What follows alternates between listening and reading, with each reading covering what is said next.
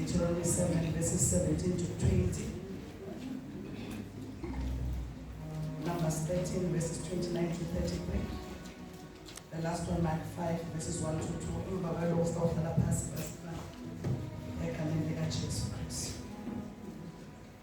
Deuteronomy chapter 7 verse 17 to 20. You may say to yourselves, these nations are stronger than we are. How can we drive them out?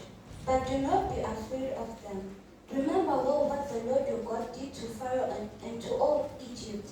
You saw with your own eyes the great trials, the signs and wonders, the mighty hand and outstretched arm, with which the Lord your God brought you out. The Lord your God will do the same to all the peoples you now fear. Moreover, the Lord your God will send on it among them until the survivors who hide from you have perished. Amen. Numbers 13 verse 29 to 33.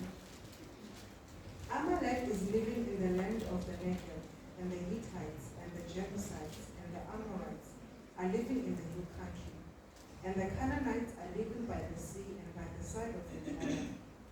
Then Caleb quieted the people before Moses and said, we should by all means go up and take possession of it, for we will surely overcome it. But the men who had gone up with him said, we are not able to go up against the people, for they are too strong for us. So they gave out to the sons of Israel a bad report of the land which they had spied out, saying, the land through which we have gone, in spying it out, is a land that devours its inhabitants, and all the people whom we saw in it are men of great size. There also we saw the Nephilim, and we became like grasshoppers in our own sight, and so we were in their sight. Mark 5, verse 1 to 2. So they arrived at the other side of the lake, in the region of the Gerasenes. When Jesus climbed out of the boat, a man possessed by an evil spirit came out from the top end to meet him. Amen. And when they come out of the boat, immediately.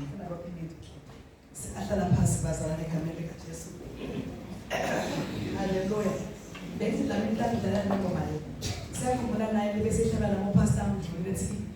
When I remember what the Lord has done, I remember go back anymore. When I remember what the Lord has done, I will never go back. When I remember, when I remember what the Lord has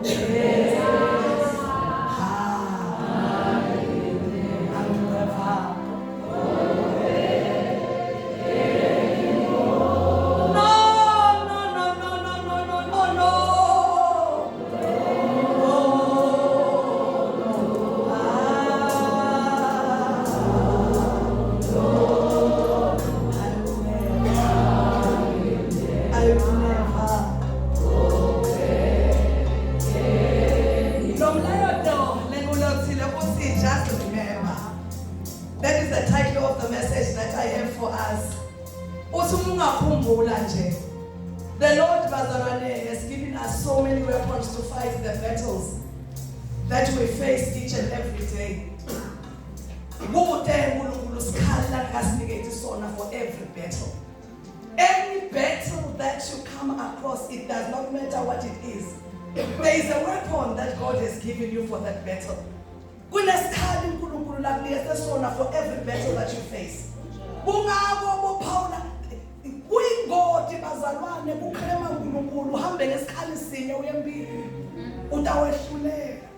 That is why we pray for discernment each time we are faced with battles.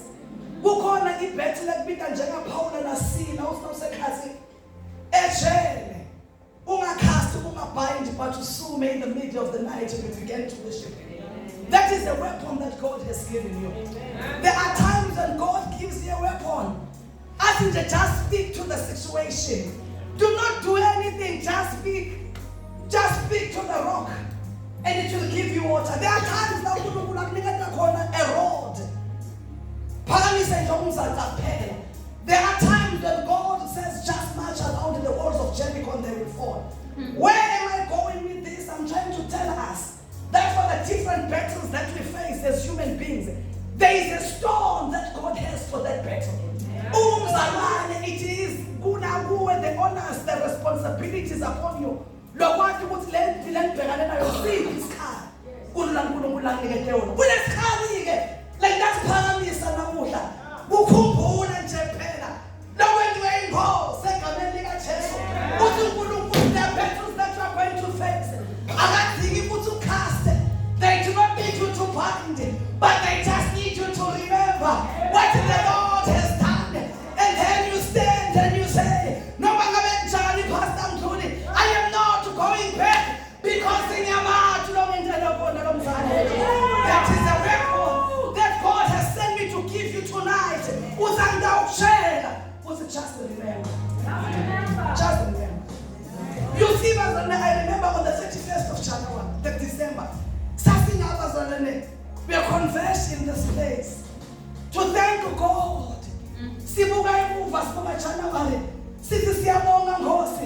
For the mountains, for the valleys. Lo sendlulisa kuwo sibonga nemifula. Lo sendlulisa kuwo semashashi ngabe shiswa la ngomlilo. Bowusanabo wena. Ngabe wena nemifula bavikelwa nguwe. Sasilamhla kade tuwa. Sawubonga uNkulunkulu. To worship and to appreciate him. Sibuka emfana sivela khona. Yavuka imvumiso sabangala. Sathebheleza Nkosi. January to the 31st of December, you kept us. Damangana titathu. Bathi baphunyule kanjani? Ngalabalati live na uNkulunkulu. Let it he snatches us from the snare of the fowler. Sasina simbonga uNkulunkulu. Some of us were so happy to see 2025 uhamba. Sasi siyabonga uNkulunkulu sesawuphumula. Safa mahlazo. Safa kugula. Safa tinkantolo. Safa Nkosi ethi mokale. Samva nelisa 2025 bazalwane. Saba nelithemba when we entered into 2026. Sathi we are entering into a new season, a season of joy, a season of laughter. Sathi singena into a season where there will be no more shame, no more reproach. Sathathuliswa namavu lakhulunywa uNkulunkulu ngoba umhle uNkulunkulu wethu. Namhlanje ukhuluma ngeSiswati kakhulu ngoba ngifuna ivakale lento. Abantu awuthina bangibukela ngezulu.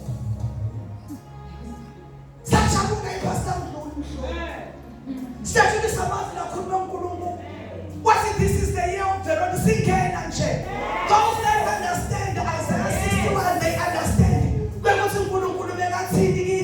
This is the year of the Lord. This is the year of liberation.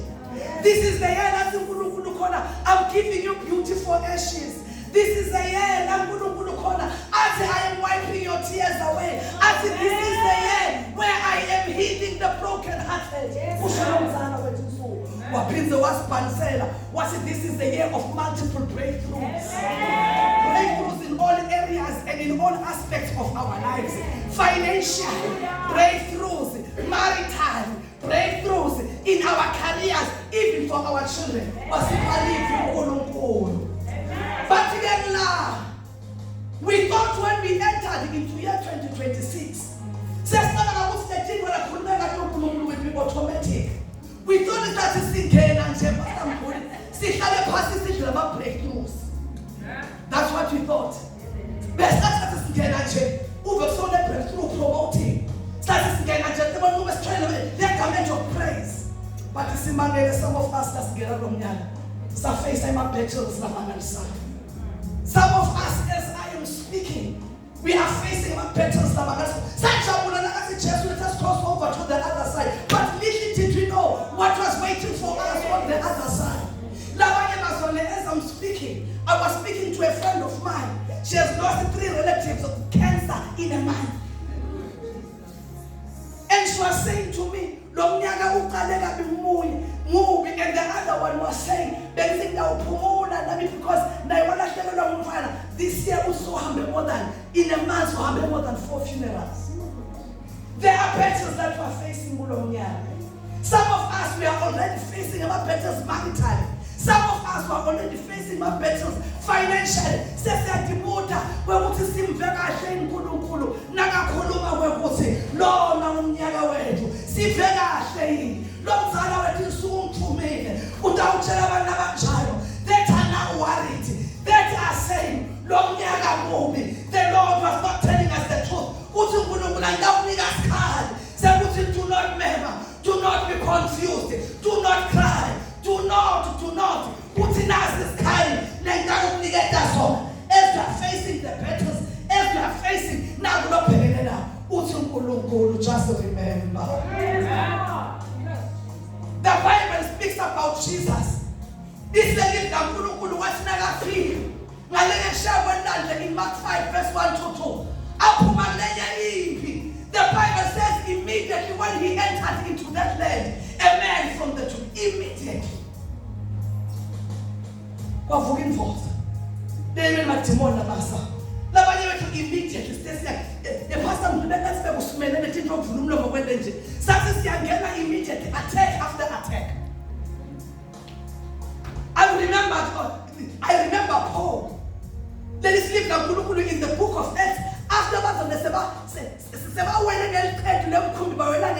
the Bible says, what's nakafika immediately usathi uNkulunkulu waphuma ivibe ekhaya uNkulunkulu yamlo. Labanye bethu sesifikile ngomnyaka 2026. Akhulumile nomzala wethu so but there are battles that we are already facing. There are battles. But usomzala wethu suka utshela sumakhaya. 7 nami umsebenzini wathi nasi isikhala takuphasona. Just remember what he has done. Last it was in the book of Deuteronomy 7. Bantwana baka-Israel, they're just about to possess them. The promised land. It's the land that is filled with milk and honey. There are nations that are mightier than you, that are bigger than you, that are stronger than you. But do not be afraid of them. How are we going to dispossess them?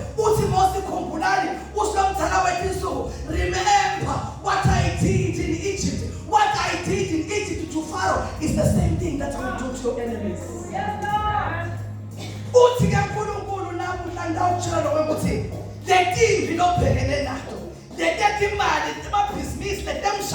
Whatever it is that you are facing, do not be afraid. How we are going to defeat it.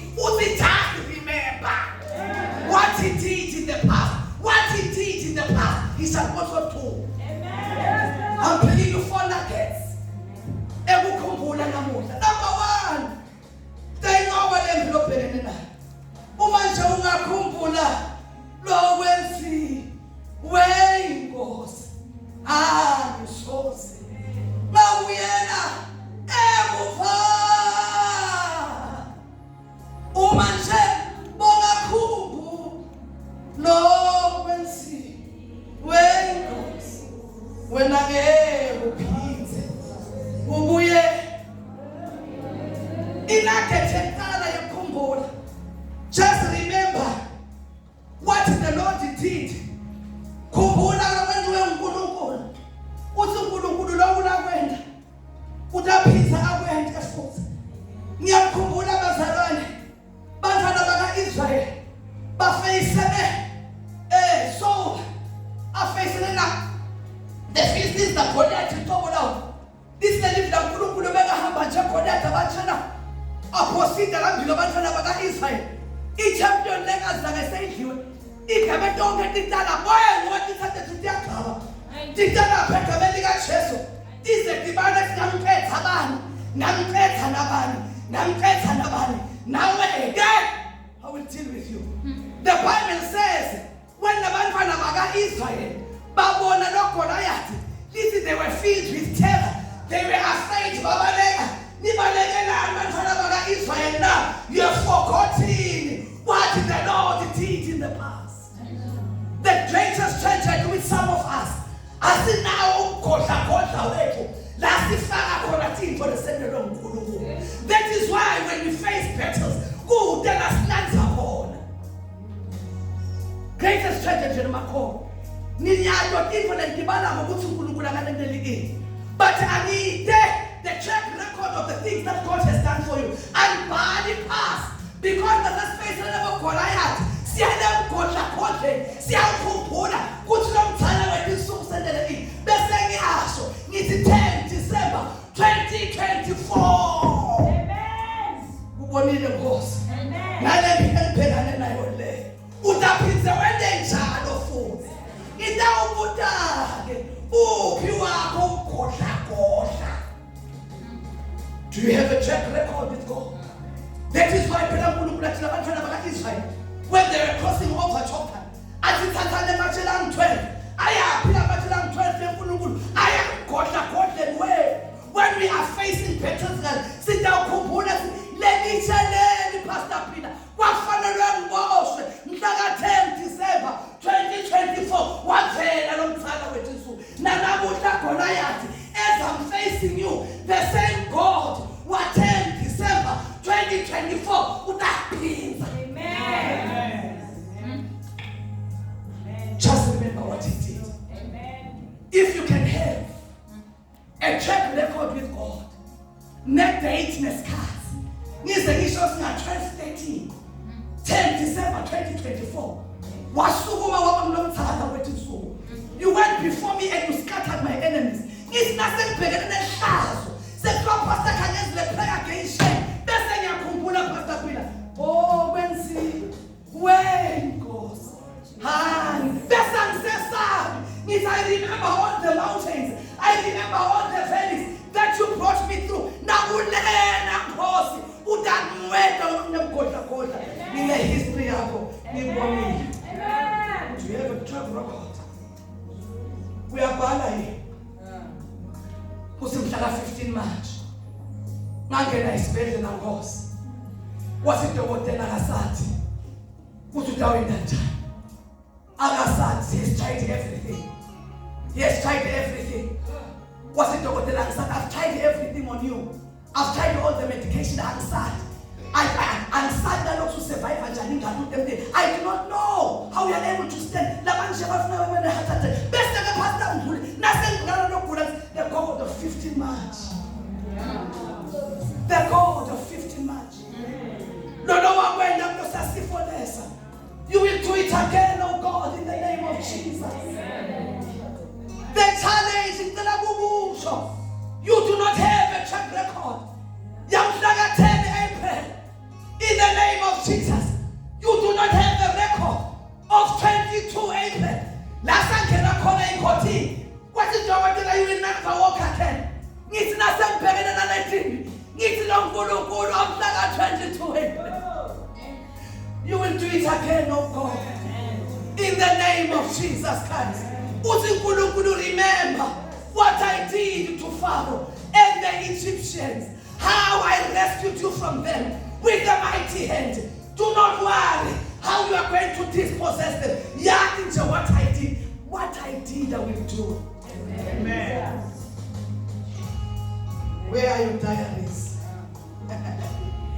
Where are your diaries?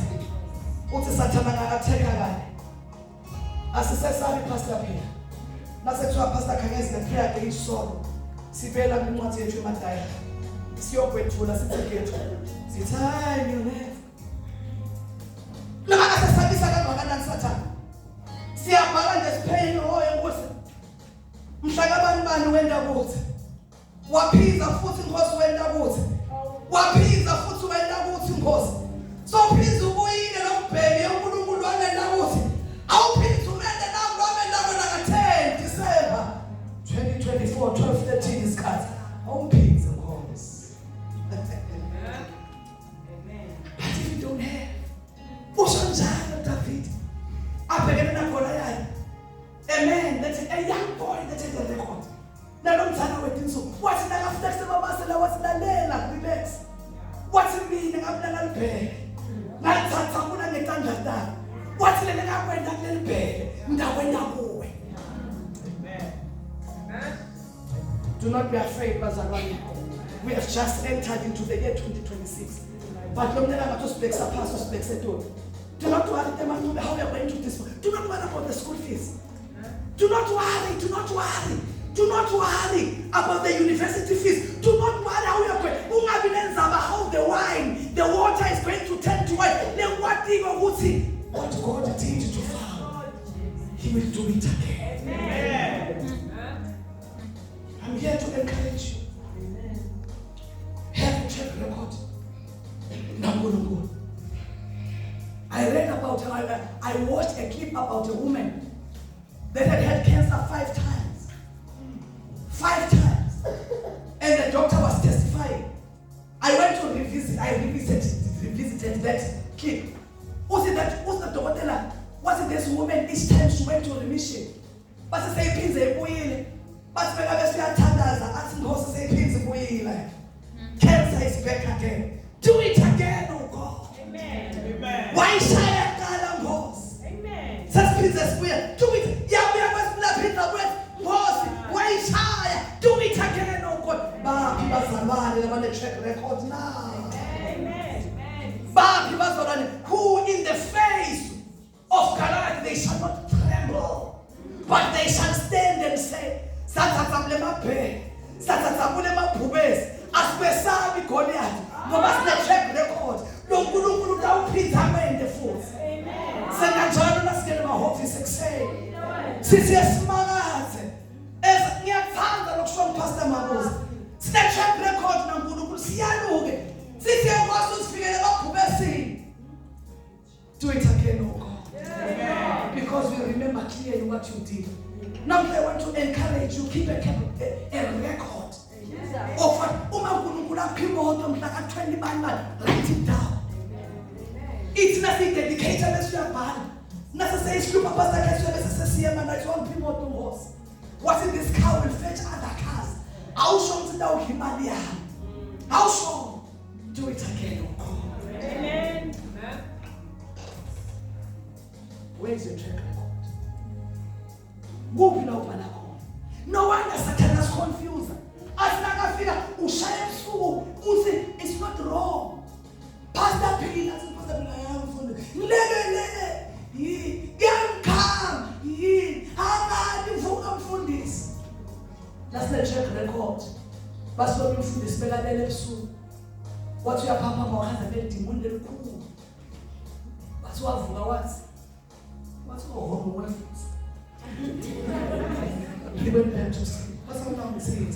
Yeah, you can't. Now, come again and never see us go. What's wrong in your language?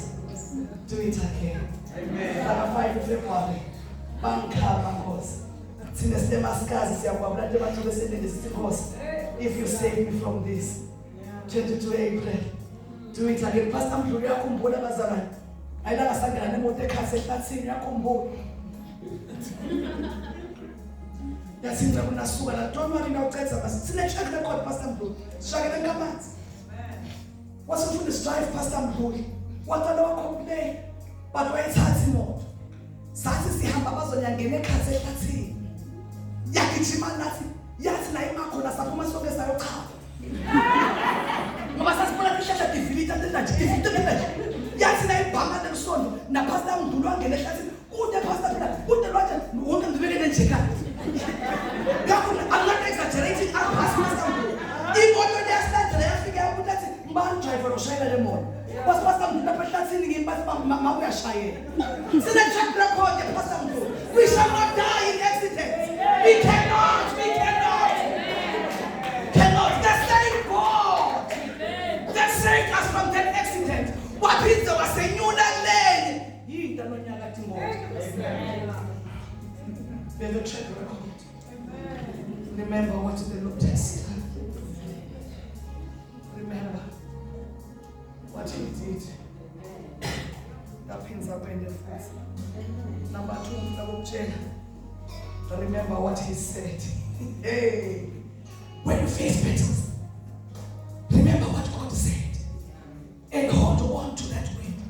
I was testifying the other day. Now, Sina Pastor Peter. Sena Nagangin, Pastor Peter. Pastor Amon Baby. What's the food is who sitting there? Was some Pastor Kagas the shame and reproach. Pastor Peter. Nah, Baby was shame. Says the Atin, what's one? Pastor Peter. Pastor Amon. Says, see the same confused.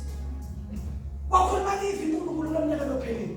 Was it the remaining days of 2025 shall be good? Was it they shall be the best?